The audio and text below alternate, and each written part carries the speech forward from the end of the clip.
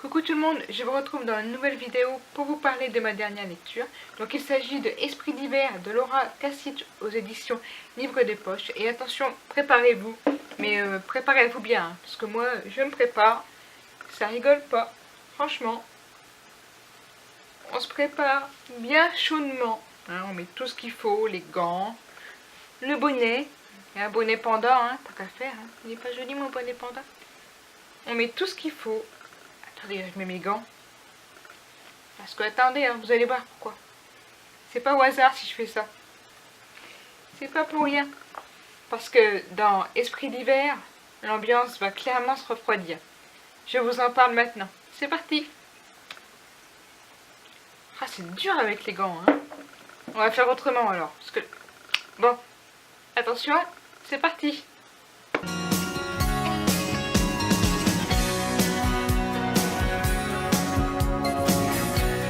J'ai quand même tout enlevé parce que l'air de rien, ça venait chaud et c'était pas très pratique pour vous parler de ma dernière lecture. Donc dans Esprit d'hiver, c'est un roman qui est assez court, il fait 300 pages.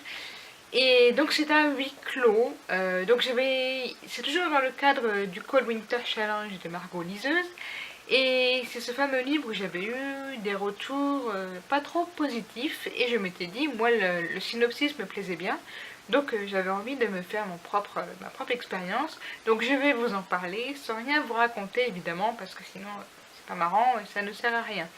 Mais donc dans Esprit d'hiver, on se retrouve avec Holly et Tatiana qui se réveillent le jour de Noël, un peu en retard. Voilà, ils sont un petit peu à la bourre, ils ont fait la grasse mat parce que voilà, ils ont un peu la tête dans... Voilà, bref. Et ils sont en retard pour préparer donc le jour de Noël et les festivités. Et on apprend très vite, d'ailleurs dès le début dans le roman, que Tatiana, la fille de Holly, est adoptée et qu'ils ont été la chercher en Russie quand elle était très jeune. Et on ne sait pas pourquoi, mais Holly se réveille avec un drôle de sentiment, avec une phrase qui lui vient en tête, qui lui dit quelque chose est venu avec nous jusqu'en Russie et nous a suivis. Voilà, quelque chose comme ça, qui se répète dans sa tête et elle ne sait pas pourquoi. Et tout se passe dans un contexte très catastrophique, puisque évidemment son mari Eric est parti à l'aéroport chercher ses parents, donc les grands-parents de Tatiana et les beaux-parents de Holly, et ils se retrouvent coincés dans une tempête de neige à l'aéroport, donc ils ne pourront pas revenir pour le repas de Noël. Et les autres personnes qui devaient arriver se retrouvent aussi coincées dans une tempête et sont restés chez eux à la maison pour plus de sécurité et ne peuvent pas venir. Donc en gros, dans ce livre, tout se passe dans la maison de Tatiana et de Holly, dans un huis clos, en une matinée, le jour de Noël. Voilà, donc il y a deux personnes, une maison, une ambiance. Et franchement, ça le fait. Voilà, c'est une ambiance assez spéciale, c'est une écriture assez spéciale. Donc on va revenir évidemment, puisque le livre sur les 300 pages se passe en une matinée. Donc vous imaginez bien qu'on replonge dans le passé de l'adoption de Tatiana, son histoire en Sibérie, son histoire dans l'orphelinat, les souvenirs qu'en a Holly, les souvenirs d'Holly elle-même, donc son enfance, tout ça. Et on est mené dans une ambiance qui est vraiment très oppressante. On sent bien qu'il y a un truc de sombre et de pas normal, voilà, qui se trame. On sent que quelque chose de pas normal, voilà, il y a quelque chose de très sombre là-dedans. Et pourtant, Holly, qui adore sa fille Tatiana et qui la voit comme la perfection même, voilà, c'est la plus belle, elle a tout pour elle et tout. Et pourtant, il y a quelque chose qui plane, qui va pas, elle se réveille avec cette appréhension. Et on comprend pas pourquoi, et crescendo, on a des petites ficelles qui s'extirpent et on commence à faire ses propres déductions. Et voilà, si on est fan de thriller psychologique, on peut un peu comprendre. Moi j'avais presque deviné où a voulu nous amener l'auteur à la fin du roman, donc sérieusement, vous voyez le truc arriver un peu gros comme ça, mais vous savez pas comment ça va arriver.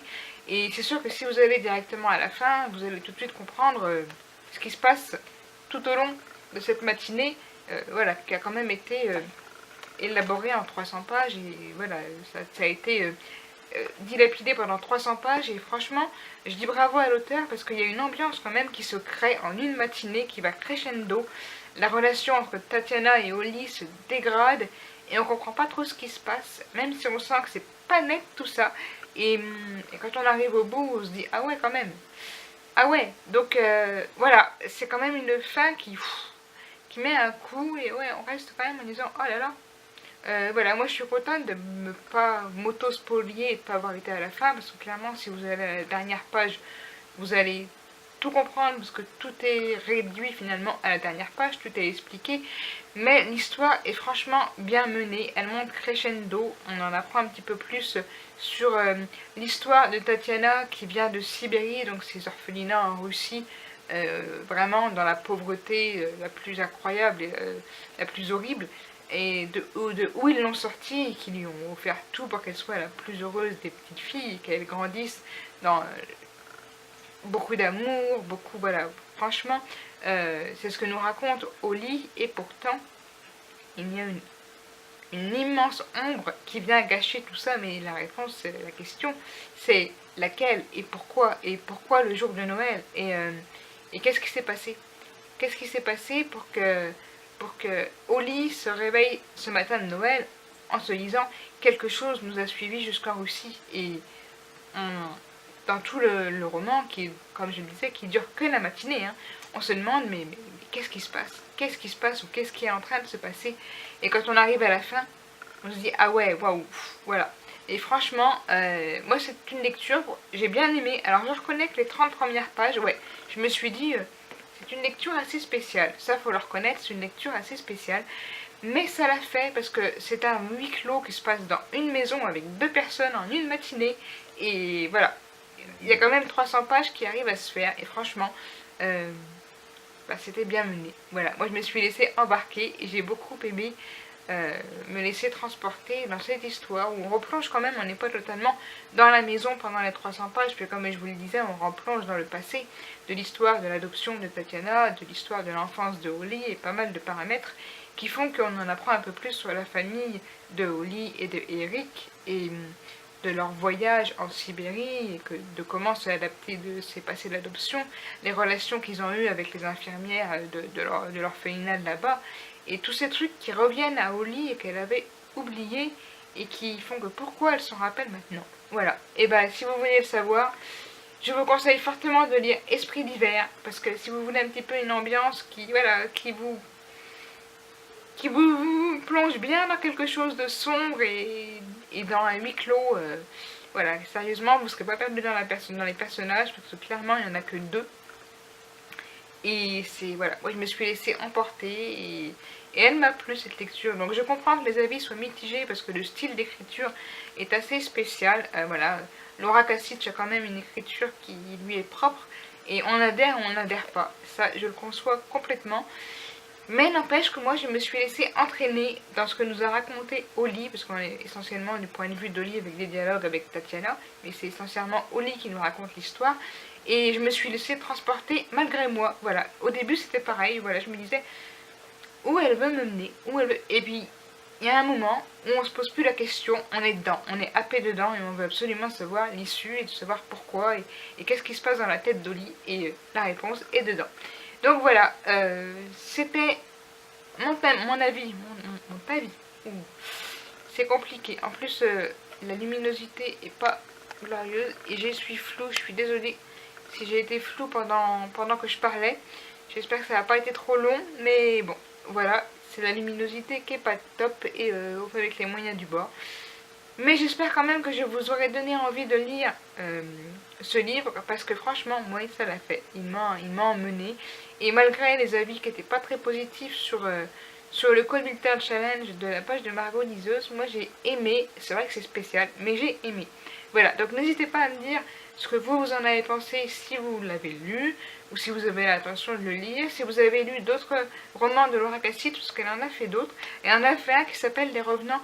Et je me demande, je ne sais pas du tout, hein, c'est une question que je me pose, si c'est pas justement adapté de la série Les Revenants, qui a été adaptée par Canal+, donc la série française et la série américaine.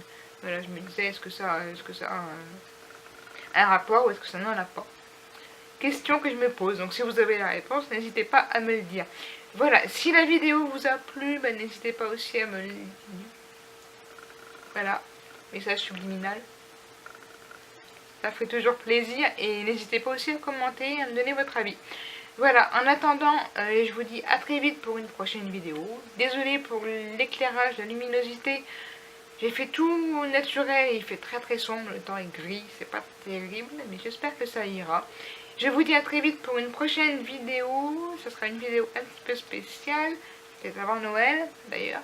Ce ne sera pas dans le thème de Noël, ce sera une vidéo un peu spéciale.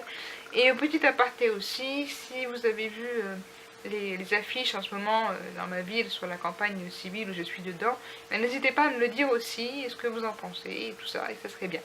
Voilà, donc en attendant, je vais m'arrêter là. Voilà, à chaque fois, je dis ça 4 fois dans une fin de vidéo, ça doit être hyper saoulant. Mais je vais m'arrêter là. Je vous dis à très vite pour une prochaine vidéo, et surtout, n'oubliez pas, always keep fighting. Bye.